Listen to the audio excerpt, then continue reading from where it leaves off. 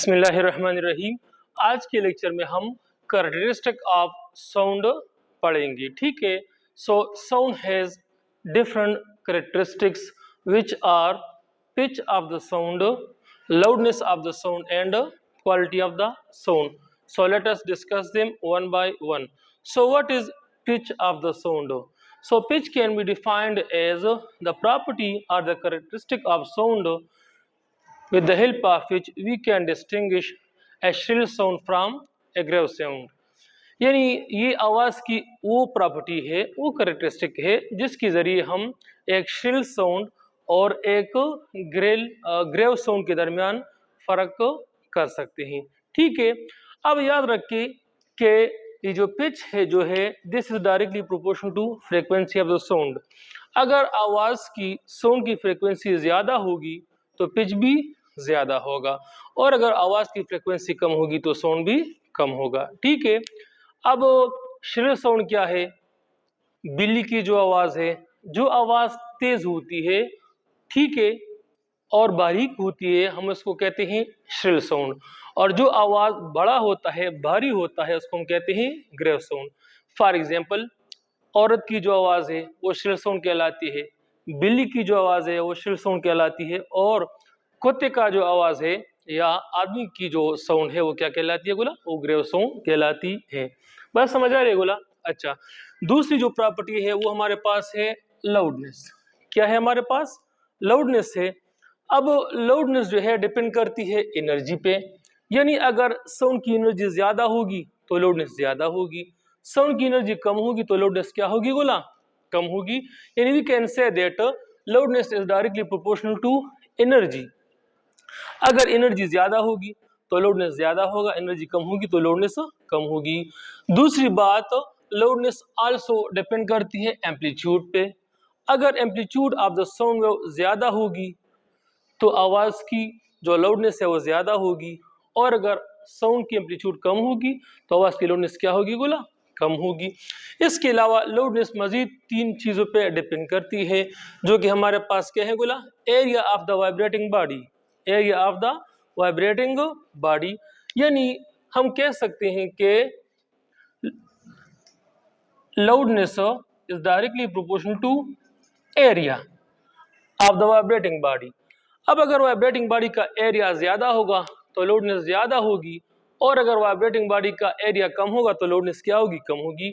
इसकी एग्जांपल एक साइकिल की घंटी है, उसका एरिया कम है तो उसकी आवाज़ क्या है? कम है। दूसरा हमारी स्कूल की घंटी है, उसका एरिया चूंकि बड़ा है तो उसका लाउडनेस क्या हो जाएगा? बड़ा हो जाएगा। अब दूसरी मिसाल, एक है ढोल, एक है ढोलक। जो ढोलक होता है उसका एरिया कम होता है तो उसकी आवाज़ क्या होती है? कम होती है, यानी लाउडनेस क्या होती है? कम होती है। और जो ढोल होता है उसका एरिया बड़ा होता है तो उसकी आवाज़ क्या होती है गोला? ज़्यादा होती है। दूसरी हमारे पास है distance from the source of sound. याद रखिए कि लाउडनेस जो है this is inversely proportional to distance from the source. ये कहने का मतलब क्या है कि अगर आपके पास सोर्स ऑफ साउंड से आपका फासला ज़्यादा होगा तो लाउडनेस कम होगा, और अगर सोर्स ऑफ साउंड से आपका फासला कम होगा तो लाउडनेस क्या होगी? ज़्यादा होगी। यानी जो सोर्स साउंड निकाल रही है, आप उसके करीब जाते हो तो लाउडनेस ज़्यादा होगी, आप उससे दूर जाते हो तो लाउडनेस क्या होगी गोला? कम होगी। ठीक है। तीसरी चीज़ जिस पे लाउडनेस डिपेंड करती है वो हमारे पास है नेचर ऑफ द मटेरियल। अब बाज़ मटेरियल ऐसे होते हैं जिसमें लाउडनेस ज़्यादा होती है, बाज़ मटेरियल ऐसे होती है जिसमें लाउडनेस क्या होती है? कम होती है। फॉर एग्जांपल, आपके पास एक है एयर, दूसरा आपके पास है वाटर।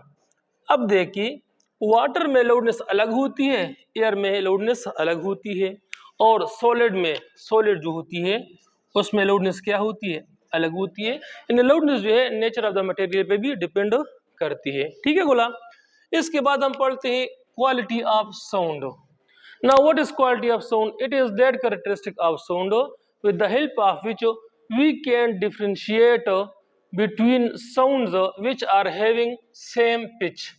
जिसकी क्या हो? जिसकी पिच एंड लाउडनेस क्या होती है दोनों की? अगर दोनों क्या हो? सेम हो। अगर third characteristic of sound is the quality of sound. Now what is the quality of sound? Quality of sound means the characteristic or the quality of sound with the help of which we can differentiate two sounds from each other such that they have the same pitch and loudness. अगर आपके पास दो या दो से ज़्यादा sound हो और दोनों का पिच और लाउडनेस भी क्या हो, सेम हो, और उसके बावजूद हम फर्क कर सकते हो उन साउंड्स के दरमियान, तो आवाज़ की इस क्वालिटी को हम क्या, इस करेक्टरिस्टिक को हम कहते हैं क्वालिटी ऑफ साउंड। यानी एक कमरा है, उसमें पियानो भी बज रहा है, ढोलक भी बज रहा है, सितार भी बज रहा है, यानी मुख्तलिफ इंस्ट्रूमेंट बज रहे हैं जिनका लाउडनेस भी सेम हो और पिच भी सेम हो, लेकिन फिर भी मैं फ़र्क कर सकता हूँ कि रबाब की आवाज़ है, ये सितार की आवाज़ है, ये पियानो की आवाज़ है। तो आवाज़ को की इस खूबी को, इस करेक्टरिस्टिक को मैं नाम देता हूँ क्वालिटी ऑफ साउंड। ठीक है बोला, वही मोड़ है से